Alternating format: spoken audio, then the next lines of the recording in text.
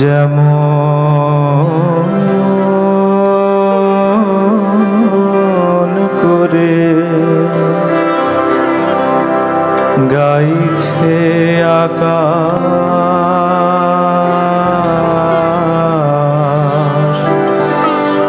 তেমনি করে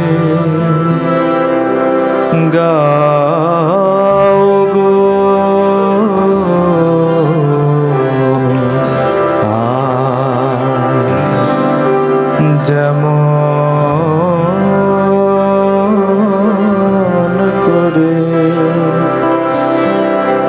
আজ যেমন করে চাইছে আকাশ, তেমনি করে চাও গো আজ যেমন করে।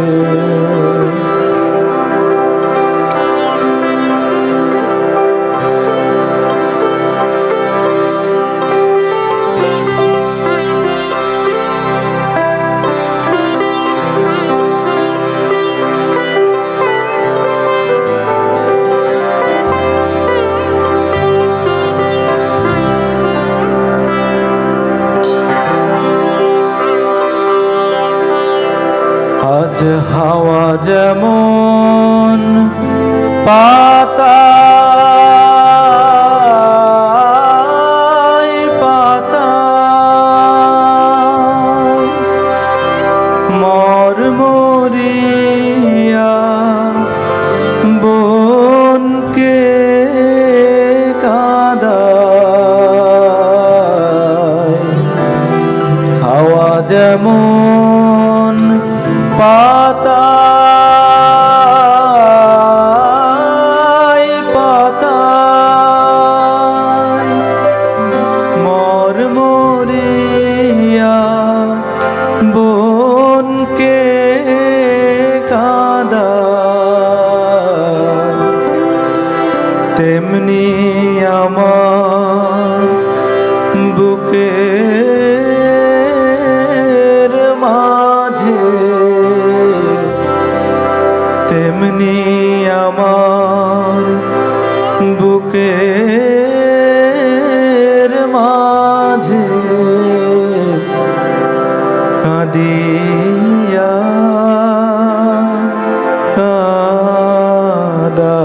কাঁদাও গো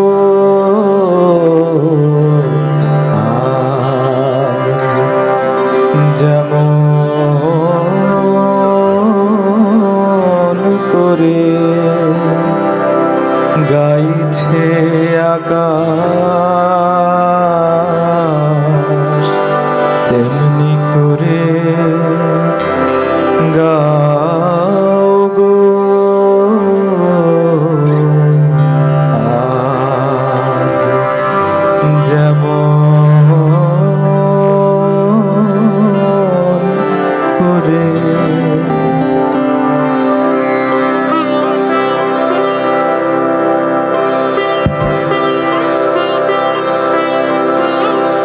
উদ্ভ্রান্ত সেই আদিম যুগে স্রষ্টা যখন নিজের প্রতি অসন্তোষে নতুন সৃষ্টিকে বারবার করছিলেন বিধ্বস্ত, তার সেই অধৈর্যে ঘন ঘন মাথা নাড়ার দিনে রুদ্র সমুদ্রের বাহু প্রাচী ধরিত্রীর বুকের থেকে ছিনিয়ে নিয়ে গেল তোমাকে। আফ্রিকা বাঁধলে তোমায় বনস্পতির নিবিড় পাহারায় কৃপণ আলোর অন্তঃপুরে, সেখানে নিভৃত অবকাশে তুমি সংগ্রহ করছিলে দুর্গমের রহস্য, চিনছিলে জল স্থল আকাশের দুর্বোধ সংকেত। প্রকৃতির দৃষ্টি অতীত জাদুমন্ত্র জাগাচ্ছিল তোমার চেতনাতীত মনে। বিদ্রুপ করেছিলে ভীষণকে, বিরূপের ছদ্মবেশে সংজ্ঞাকে চাচ্ছিলে হার মানাতে, আপনাকে উগ্র করে বিভীষিকার প্রচন্ড মহিমায় তাণ্ডবের দুন্দুভিনী নাদে। পায়ে ছায়াবৃতা কালো ঘোমটার নিচে অপরিচিত ছিল তোমার মানব রূপ, উপেক্ষার আবিল দৃষ্টিতে। এলো ওরা লোহার হাত করে নিয়ে, নকচাঁদের তীক্ষ্ণ তোমার নেকড়ের চেয়ে এলো মানুষ ধরার দল, গর্বে যারা অন্ধ তোমার সূর্যহারা অরণ্যের চেয়ে। সভ্যের বর্বর লোভ নগ্ন করলো আপন নির্লজ্জ অমানুষতা। তোমার ভাষাহীন ক্রন্দনে বাষ্পাকুল অরণ্য পথে পঙ্কিল হলো ধুলি তোমার রক্তে অশ্রুতে মিশে। দস্যু পায়ের কাঁটা মারা জুতোর তলায় বিভৎস কাদার পিণ্ড চিরচিহ্ন দিয়ে গেল তোমার অপমানিত ইতিহাসে। সমুদ্র পাড়ে সেই মুহূর্তেই তাদের পাড়ায় পাড়ায় সকালে সন্ধ্যায় দয়াময় দেবতার নামে শিশুরা খেলছিল মায়ের কোলে, কবির সঙ্গীতে বেজে উঠেছিল সুন্দরের আরাধনা। আজ আজ যখন পশ্চিম দিগন্তে প্রদোষকাল, ঝঞ্ঝা বাতাসের ঊর্ধ্বশ্বাস, যখন গুপ্ত গহ্বর থেকে পশুরা বেরিয়ে এলো, অশুভ ধ্বনিতে ঘোষণা করলো দিনের অন্তিম কাল। এসো এসো যুগান্তের কবি, আসন্ন সন্ধ্যার শেষ রশ্মিপাতে দাঁড়াও এই মানহারা মানবীর দ্বারে, বলো ক্ষমা করো। হিংস্র প্রলাপের মধ্যে সেই হোক তোমার সভ্যতার শেষ পুণ্যবাণী।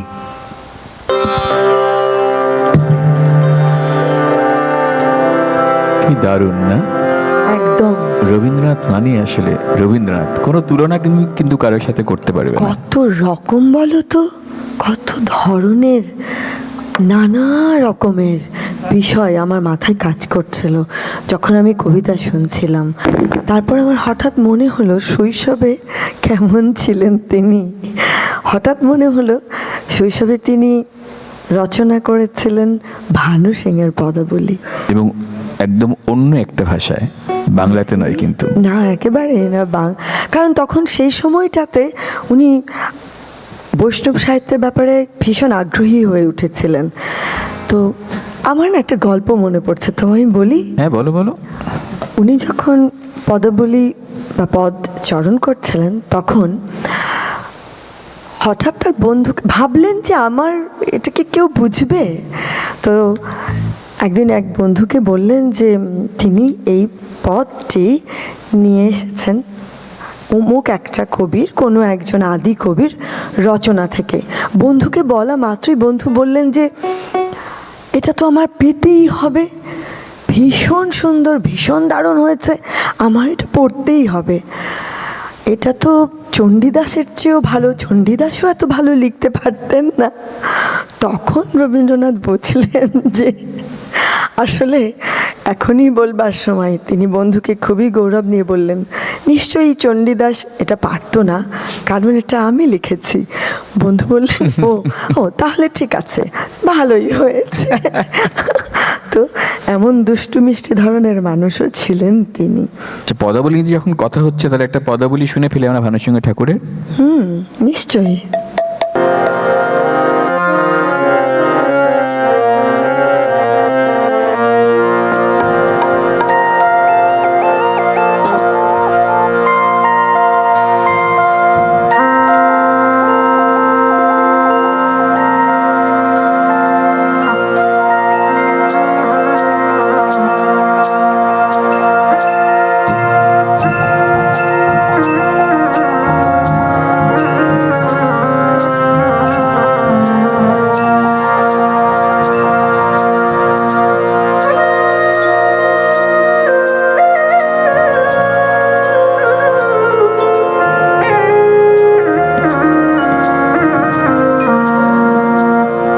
श्रावण गगने घोर घन घटा निशीथ यामिनी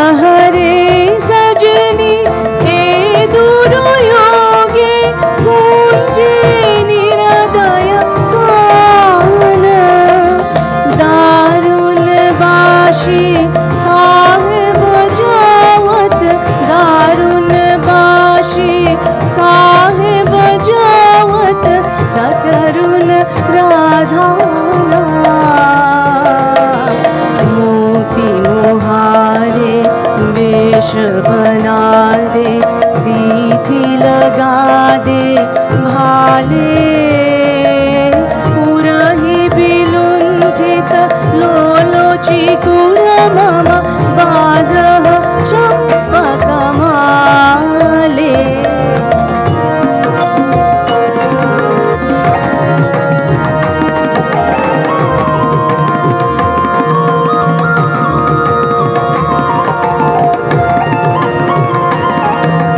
गहन नयन में न जाओ बाला, नौल किशोरत पाश।